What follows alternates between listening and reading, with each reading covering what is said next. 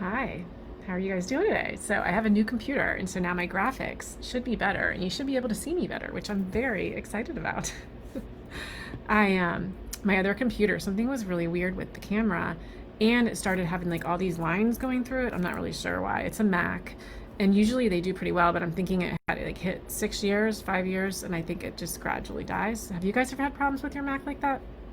Um, yeah, so that's what happened with my Mac. Okay, so I just did a room, but I think I messed up. There's this thing in the groups called you can join a room, and I was trying to record a video. So if this is on here twice, I'm sorry, just ignore the first one. I'm going to try to delete it if I can, and if not, we'll be on there twice. Anyway, today I wanted to share a couple things with you. For one, yesterday we put a poll up in the group, and the poll was things you needed to help your kids start taking responsibility. So we had 4 choices, and it was how to get started, activities that push independence, language to use, and then the final post was I need it all. And that was the one that was chosen the most in all the votes. So I thought I would just start with the first one, which was how to get started. So I wanted to talk a little bit about how you would push independence and responsibility in your family structure if it's not the way you want it right now. So the first thing to do would just get started, right? It's not going to be perfect. It's not always going to go well. If your kids are older than probably 6 or 7, they're going to push you on it. They're going to fight you back. They're going to argue. They're going to complain. They're not going to want to do it. They're not going to like the independence or the responsibility because it's not something they're used to. So give them some grace, give yourself some grace, and just try and do it. Just do it.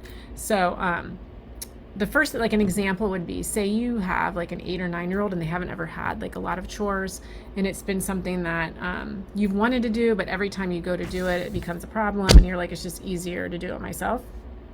Well, if you've come to the place now, you're like, no, they really have got to start doing some things around the house and contributing. One of the things you could do is just start very, very small. And even though they're older, if they've never done something, it's going to be very overwhelming to them. So you want to start small and make it something that's not super difficult so they don't get overwhelmed and they don't become so upset that they're not able to do anything.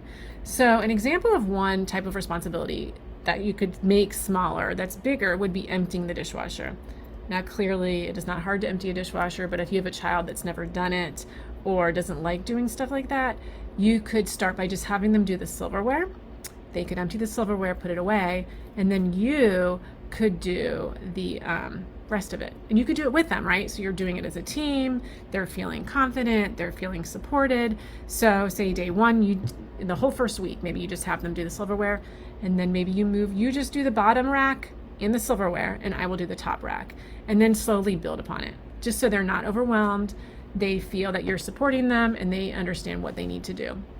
Because if you're there, you're watching also, so then you can teach as they're doing that.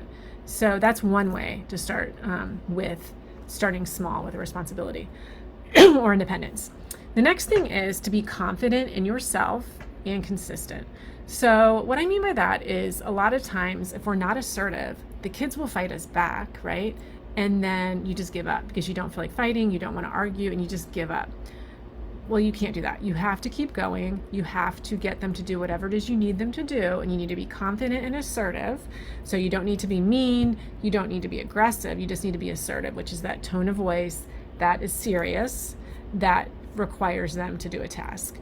And if they don't do it, they could take a break for a little bit. Say, hey, if they're 6, right, you give them like a 6. Go ahead and go to your room for 6 minutes. I know this is really hard right now. You don't want to do it, but I'm going to need you to help me in a little bit. So go take a break, give them the 6 minutes, and then have them come back and try again. So making sure that you're confident in the directive that you're giving them and that you're consistent. So don't just decide on Monday, okay, we're going to start a new routine in our house. We're all going to do a little more, take a little more responsibility, be a little more independent. And Monday we do it, and then Tuesday we don't. So whatever you decide, you need to be consistent with it, because kids will know if you're not, and they're going to run right over you.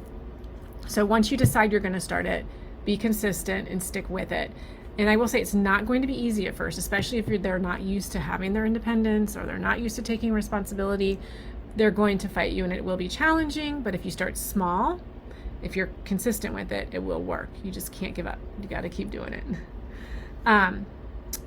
Give yourself some grace if it doesn't go well at first. Break up your day into a morning and an afternoon. You could break it up into a morning, an afternoon, and a night. You could break it up into hours, like 7 to 10, 10 to 1.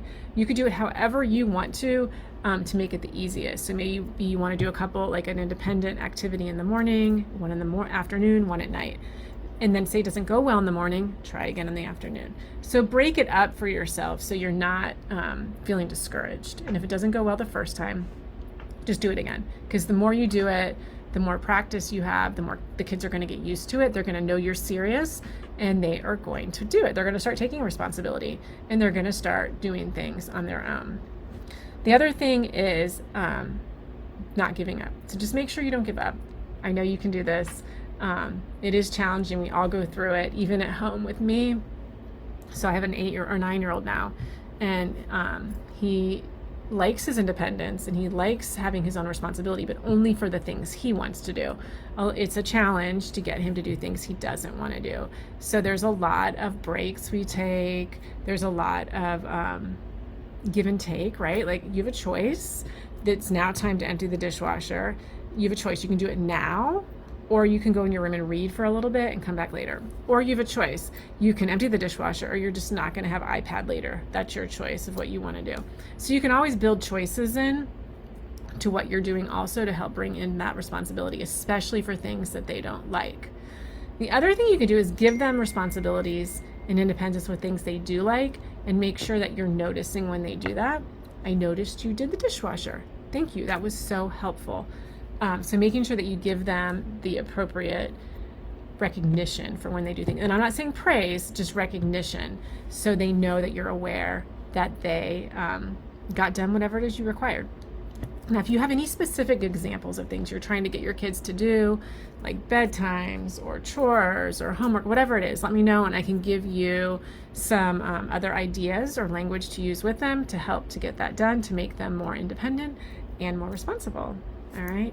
And tomorrow I will be back again, and I will talk a little bit about some different activities that push independence. I'm going to go through the list. So it'll be 3 days of me just kind of talking a little bit about how to get that independence for your child. And make sure if you have any questions or you want anything specific, you can send me a direct message, like DM me. You can put a comment below. The other thing I wanted to mention is that July 18th, 19th, and 20th, I'm doing a class in the mornings. And I would love for you to join me. It's going to be in a different group. It's going to be in a group that is smaller, and it's going to be more intimate. It's going to be through a Zoom. So if you're interested in that, let me know. And it's going to just talk about motherhood and to make things simpler for you. And it should be good. We have a good group going so far, and I would love to have you join us. So if you're interested, put a message below. I want to be a part of that class, and I will get you in there. All right, y'all, have a good afternoon. Bye.